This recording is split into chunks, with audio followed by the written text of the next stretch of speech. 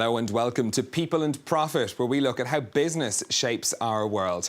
I'm Stephen Carroll. Coming up, as Saudi Arabia prepares to wean itself off oil money, we're asking how oil-producing countries and companies are coping with low prices. The search is on for a new boss at Air France-KLM. We're looking at the state of the airline group and the challenges its new chief executive will face.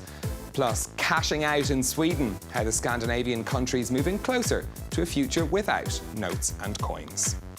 First up, though, Saudi Arabia has become the latest Gulf country to take drastic steps to cope with low oil prices.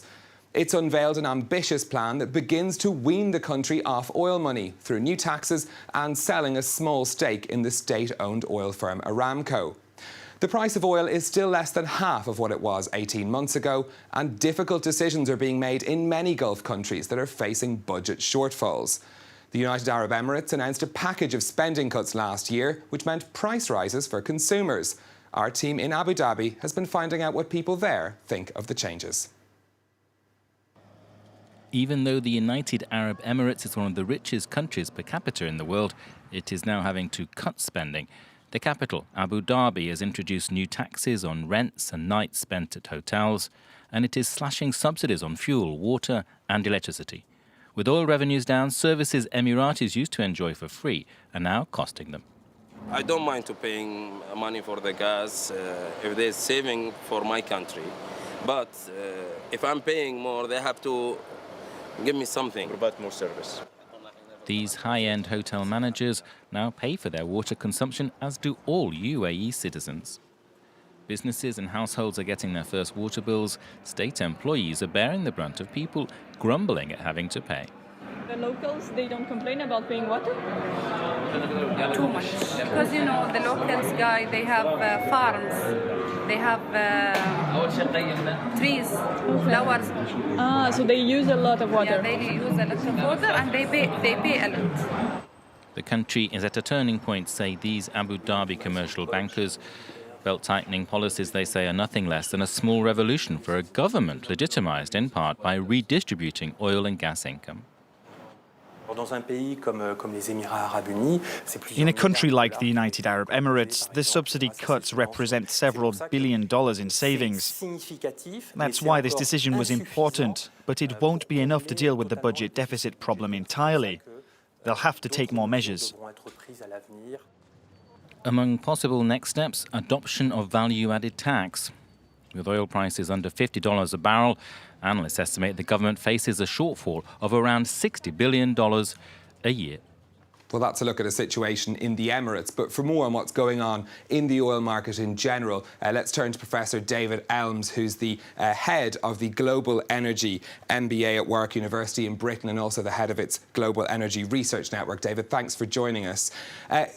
What we're seeing in countries like the United Arab Emirates, like in Saudi Arabia, these cutbacks because of low oil revenue, is this really just a symptom of the oversupply that these countries are pumping into the oil market? Well, I think you need to look back a bit and look at the Arab Spring that happened across countries in the Middle East and North Africa a few years ago. And that was a bit of a wake-up call for many of the governments that, you know, the model of the petro-state, the government that would take a lot of the wealth from oil and gas, that was starting to run out of time as the population in general, particularly the younger people, felt that they weren't seeing some of that wealth reaching them. And so what you've seen is a sort of steady progression across the region of governments starting to take action to build a broader-based economy than just relying on oil and gas.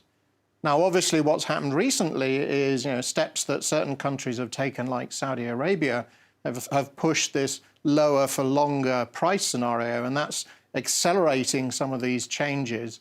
But it is actually about these countries taking a different approach to what sort of economy they have in the future. So that's the situation with oil-producing countries. But we've also been hearing from the oil companies recently as well. They've obviously made massive cuts because of low oil prices. Is there a sense now that perhaps those cuts need to go even further? Well, a lot of the companies have had to make extremely difficult decisions recently. A lot of capital projects, $440 billion of capital projects have been postponed or shelved, and this is having a really serious impact on the industry and the people who work in it.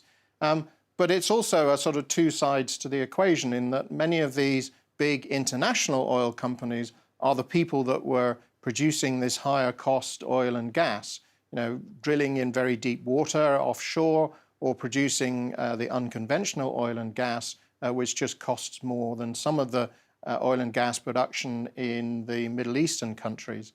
So, production continues in the big producing countries in OPEC, but the question is, how long can they carry on at these low prices? Because it is having a very significant effect on the budgets in those countries, as you've just reported. And do you see further big changes then down the line? Do you think we'll be looking at oil back up near $100 a barrel in the next 5 years? I think there you're starting to sort of look into the crystal ball a bit. Certainly forecasts do say that, the demand for oil is still increasing and therefore you will see a recovery in prices. Whether it's up to $100, I think, is something that people debate. And that's when you start saying, well, there's other things going on here. So you look at the announcement that was made in Saudi Arabia about a new economic plan where they're planning to develop, more domestic sources of renewable energy. They're planning to keep more of their oil and gas within the country and process it into high-value products and so on.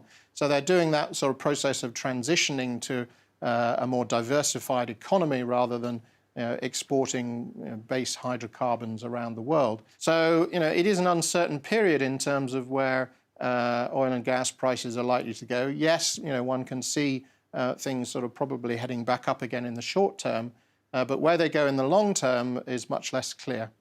OK, Professor David Elms from Warwick Business School, thank you for joining us. Now, next to the search for a new boss at Air France-KLM, Alexandre de Juniac is stepping down as chief executive of the airline group in August. He's led the carrier through painful cost-cutting and oversaw a return to profit in 2015.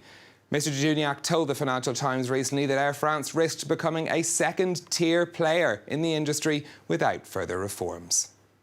The new boss of Air France will have a lot on their plate, dealing with powerful unions and the French government, which holds a 17% stake. William Hildebrandt is here with more. Will. Stephen, during his time at the job, de Juniac laid out a very aggressive cost-cutting plan. Over a 3-year period, he cut nearly 9,000 jobs. He also drew up a plan to save 1.8 billion euros over the next 2 years. All this while prioritizing the expansion of the group's low-cost carrier, Transavia. And in February, Air France-KLM posted its first annual profit in 5 years. Encouraging results that come with a caveat.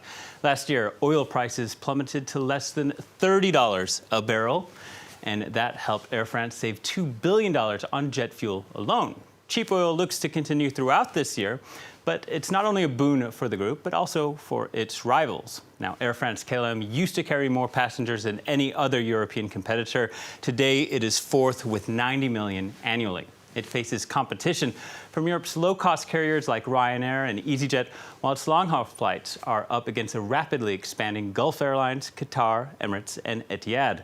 The biggest challenge is from within the company itself.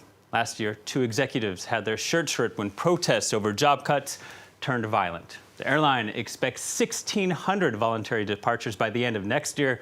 Air France has previously said it's willing to consider getting rid of less profitable routes, trimming its fleet and even its staff. Proportionately, the company spends more of its revenue on wages than rival airlines. And the message overall from the board is to do more with less, and that's a lesson that may apply to the CEO as well. The company's pay packet is significantly smaller than airlines of a similar size. Stephen? That'll be one to watch as the selection process continues. William Hildebrandt, thank you.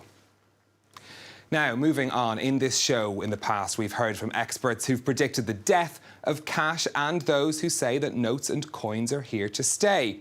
But we're going to take you to Sweden now, where the amount of krona in circulation has fallen by more than 20% in the past 6 years. The forecast there is for cash to disappear within the next 2 decades. This report from our correspondents in Malmö. Johnny and Hasse survive by selling newspapers on the street. They are homeless and spend several hours a day in front of a supermarket in Malmö, armed with their mobile phones and a credit card reader, the preferred payment method in Sweden. Easy and quick, so yeah, it's nice. And often you don't have the cash, so that's why I don't buy it, but so this is great. Now it's easy. I mean, if somebody says, oh, I got no cash, suddenly I will say, all right, Mike, come over here. I got a machine you can pay now. Soon it's going to be a cashless society, so it's good to have a machine like this. In Sweden, 80% of purchases are already done electronically. From big expenses to a small midday coffee, everything is settled by card or over an app. Of course, it's safety reasons, obviously, because we don't have to handle the cash. My staff don't have to handle cash by a daily basis. Some businesses, like this hair salon, don't accept cash. In Malmö, the ATMs are scarce. Half of the banks refuse cash.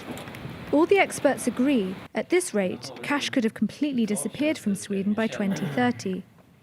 It's very efficient, and you get rid of black economy, you ensure that you have a good system for anti-money laundering. That is the most important advantages. But the disappearance of cash does not completely eradicate the element of crime. In 2015, the government counted 140,000 cases of wire fraud, twice as many as a decade ago. That's it for this People in Profit. If you've any thoughts on the stories that we've been covering, you can find us on Facebook at France 24 Business, or you can tweet me at NewStephen. Until next time, thanks for watching.